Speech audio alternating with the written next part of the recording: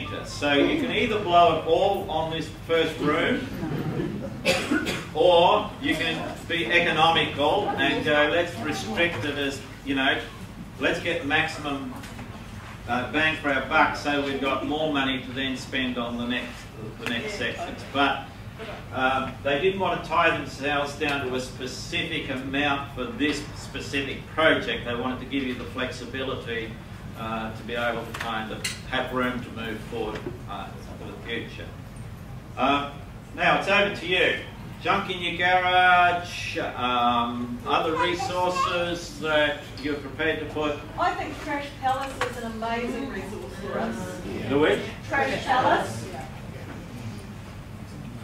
And now I'm assuming that they are a recycling place. centre, embraced by everyone.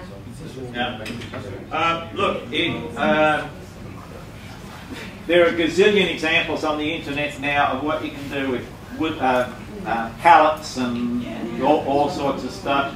I was going to put some pictures in, but I left the memory stick at home. Each street in Brisbane is constructed entirely of pallets with artificial grass on the top of the pallets, and there are just thousands of people turn up there on a Friday and Saturday night for the market. So it really suits that. It suits the kind of environment that you want to create. Other resources, things people are willing to donate, and this can include if you're connected with an arts organisation, a service club. All of these things are really important resources. Time. Yeah. Let's just put up local skills because there'll be a whole range of those. Obviously, your service clubs are a resource. Those seats that I showed you there have Wines Club or one of those have made it.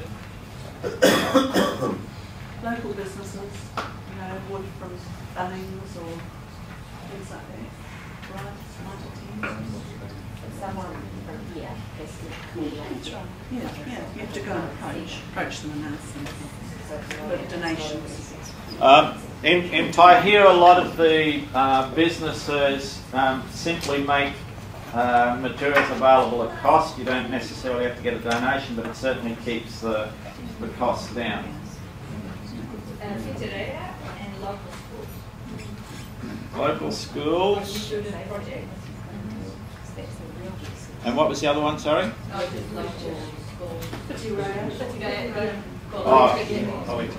Yes. So apparently Mitre 10 have got an arrangement with council, so that becomes a real resource where they supply certain goods at cost for specific projects. So I think that makes it sort of more like something we can actually use. Yeah. In the immediate future. Yeah. Anybody got 100 yards of silk in their garage or an old rowboat or something? You can get carpet for free from when they rip out carpets from the houses. Quite often, that's quite good because it's worn out in one place and you can trailer them to.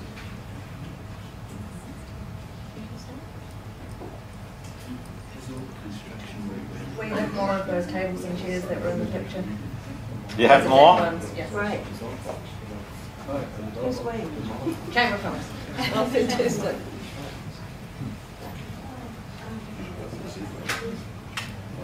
So,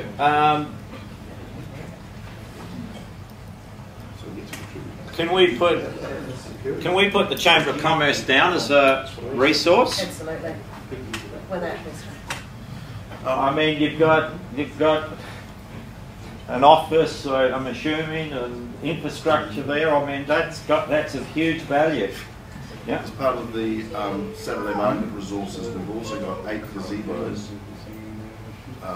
you know, with frames and things, and 2 electrical splitter boxes, which can be used with the power supply at the moment in the Coffee Port area.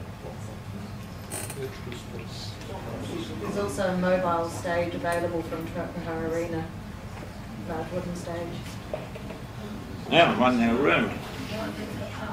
front river's full of rocks. Gravel. What was that one? Mobile stage. Can I just come back to the Saturday markets? That is a huge resource in that you've already got something existing going, and if you're wanting to expand the market, you've got all got contacts with stall owners, you've got a whole infrastructure there already. So that certainly is not just the tables and chairs, it's the existence of the markets is a huge resource. Yeah? I don't live here, so it's more of a question. What about like media, photographers or musicians? If anyone knows this? Artists. I think musicians could be down there pretty much all the time because there's so many groups in Porirua. You've got the local paper actually based yards from that area as well, so the media awareness can be high. So this is where today is, as I said earlier, it's not just about design, it's about how we put a package together. So if there was somebody here, for example, and this is that knew the local paper, I could see a huge possibility of the local paper becoming like a sponsor of a project like this. So there's constant stories about what's happening, etc. Okay, other resources? You've got the Good Town Porirua Army. There's a whole lot of people who are looking for cool things to do. There are social media kind of really motivated people. Yeah, fantastic. Residents associations or resident groups that are in the Porirua city. Yeah. We can put serious Wi-Fi in there to actually make it a digital lingonode for people. Yeah. Yeah. Is it already there, or are you saying we? Well, I think it's a matter of moving some stuff that's already here, but it's not very hard to do. Yeah, yeah. Okay. Yeah. Someone on our table suggested an idea about having hot desking somewhere underneath the canopies in this area where people who are start-up businesses and people are wanting, start to bring them into the centre using a container, you know what I mean? You could put some hot desks in there. That was a great idea, I thought. Okay, what I want you to do, I'm not going to list ideas up here. The thing here is, as you hear an idea or think of an idea, if you can write it on your sticky notes or somewhere, it starts to form the basis of your plan. So these are the kind of ideas that will emerge during the day, and the best ideas should end up on everybody's plan. So if you hear an idea and you want to start noting them down now. Okay? Okay, other resources that people can think of that we can tap into? I've got an old 16mm film projector and an old couch in my garage. Okay, a 16mm projector and couch, was it?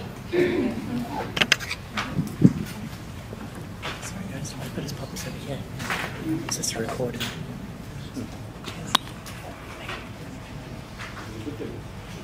Now, I am sure that you are not the only person with a couch in your garage. So let's just put couches, garage. Old laptop. Old laptops, did somebody say? Yeah. Have you ever got a trailer or a truck you can load? The council have trailers and trucks, don't you, Bill? Well, we should put down, I mean, the council will have a whole range of resources. We love to grab stuff off the beach. Like driftwood and stones and shells and... No, not stones and shells. From that way? Driftwood. We got driftwood. All right.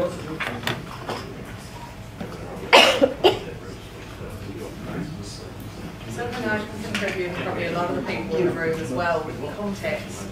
Contacts? Personal introductions and contacts and access to the right people. Hey, Bill, what about plants from the nursery? letterbox. So plants from council district.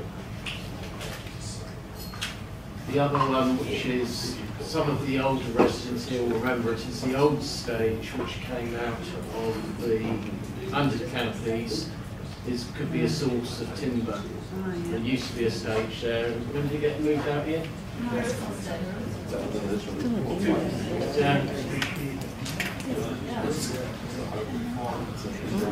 Now, something you just mentioned triggered something in my mind.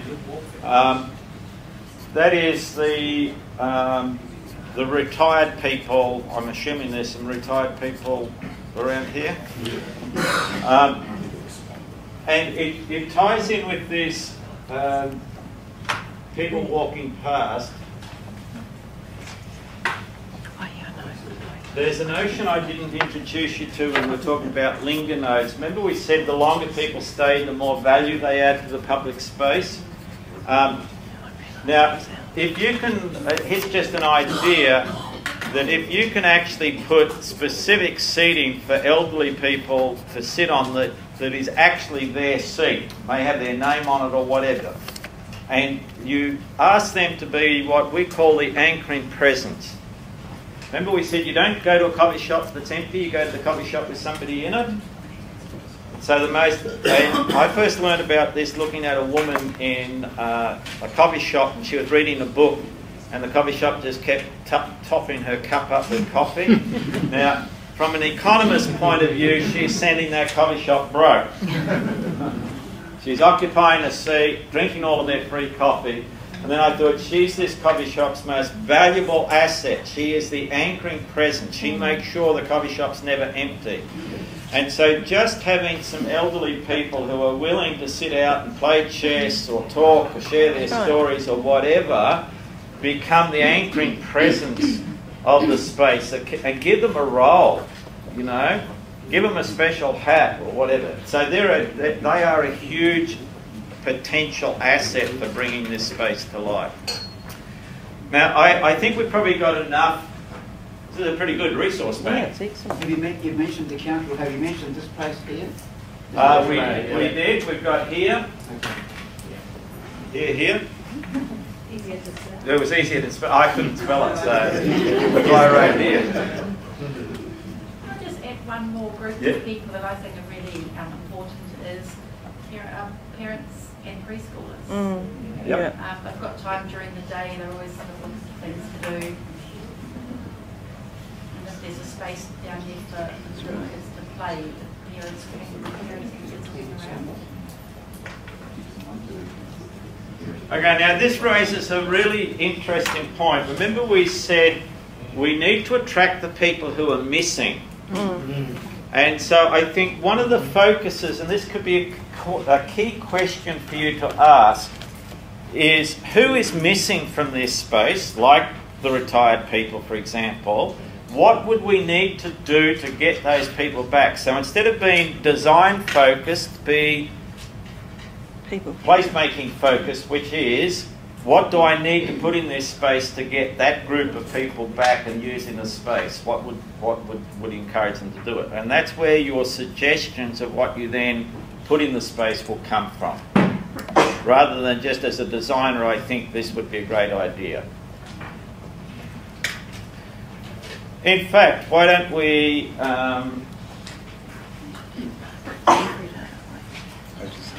what time are we breaking for lunch? Where's our organisers? 10 minutes?